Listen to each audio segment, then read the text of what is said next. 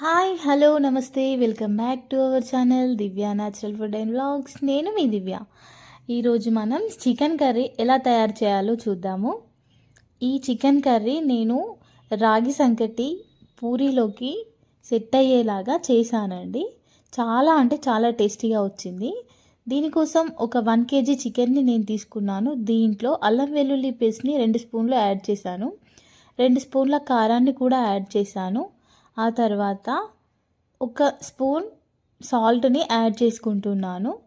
తర్వాత కొద్దిగా పసుపు ఒక స్పూన్ వరకు యాడ్ చేశాను. తర్వాత కొంచెం పుదీనాని కూడా యాడ్ చేశాను. తర్వాత కొద్దిగా పెరుగుని కూడా యాడ్ చేశాను. ఒక 50 గ్రామ్స్ వరకు ఉంటుంది ఈ పెరుగు.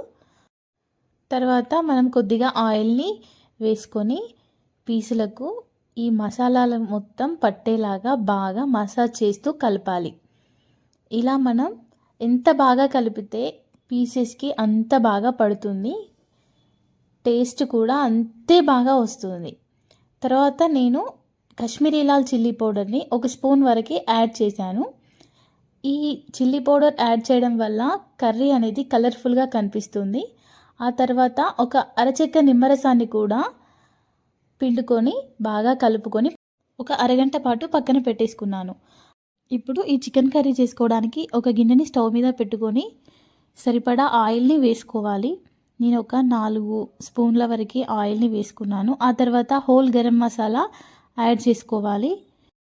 నెక్స్ట్ మనం ఉల్లిపాయ ముక్కలు 2-3 పచ్చిమిర్చి ముక్కల్ని వేసుకొని బాగా కలుపుకోవాలి. ఈ ఉల్లిపాయ పచ్చిమిర్చి ముక్కలు కొద్దిగా ఫ్రై అయిన తర్వాత మనం పుదీనాని కూడా యాడ్ చేసుకొని మంచిగా ఫ్రై చేసుకోవాలి.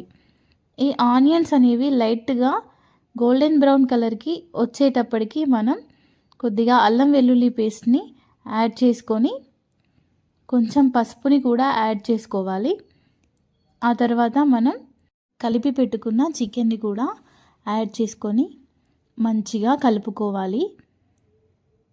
ఈ చికెన్ మొత్తం ఆయిల్లో మంచిగా ఫ్రై అవ్వాలి.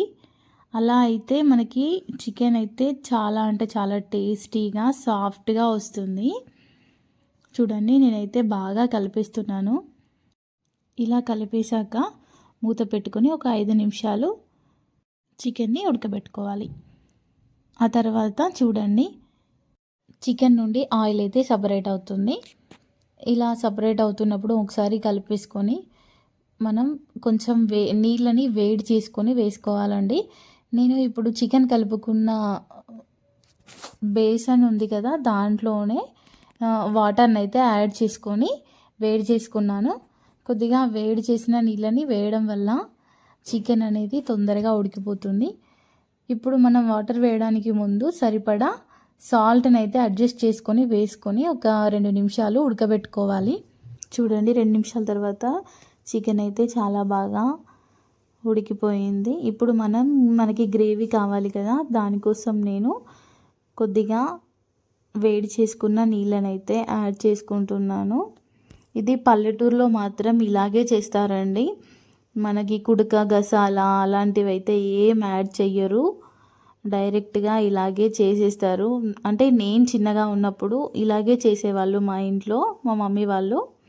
చాలా అంటే చాలా టేస్టీగా ఉండేది. నీళ్ళనైతే ఇలాగే ఎక్కువగా వేసేవాళ్ళు. ఇలా వేసేసి బాగా కలిపేసుకొని మూత పెట్టుకొని ఉడకబెట్టుకోవాలండి. అచ్చం ఇది నాటుకోడి పులుసులాగే అనిపిస్తుంది. చాలా అంటే చాలా టేస్టీగా ఉంది. మీరు కూడా ఇలా ఒకసారి ట్రై చేయండి. ఇలా ఎవరైనా కూడా బ్యాచిలర్స్ కూడా చాలా ఈజీగా చేసుకునే ప్రాసెస్లో ఉంది అండి. దీంట్లో మెయిన్ గరం మసాలా అండి. ఇప్పుడు నేను ఒక 1/2 టీ స్పూన్ వరకు గరం మసాలాని యాడ్ చేసుకున్నాను. ఇది ఇంట్లో చేసిన మసాలా అండి. దీంతోనే చాలా అంటే చాలా టేస్టీ వస్తుందండి. ఆ తర్వాత కొద్దిగా కొత్తిమీరని వేసుకొని 1 నిమిషం పాటు ఉడికించుకొని మూత పెట్టుకోవాలి. అంతే అండి, చాలా అంటే చాలా సింపుల్గా ఎవరైనా చేసుకునేలాగా చికెన్ కర్రీ అయితే రెడీ అయిపోయింది. మీరు కూడా ట్రై చేసి ఎలా వచ్చిందో నా కామెంట్ బాక్స్లో కామెంట్ చేయండి. నా ఛానల్ని కొత్తగా చూస్తున్నట్లయితే సబ్స్క్రైబ్ చేసుకోండి, వీడియోని లైక్ చేయండి, షేర్ చేయండి. ఏదైనా మిస్టేక్స్ ఉన్నా కూడా కామెంట్ బాక్స్లో కామెంట్ చేయండి, నేను రెస్పాన్స్ అవుతాను.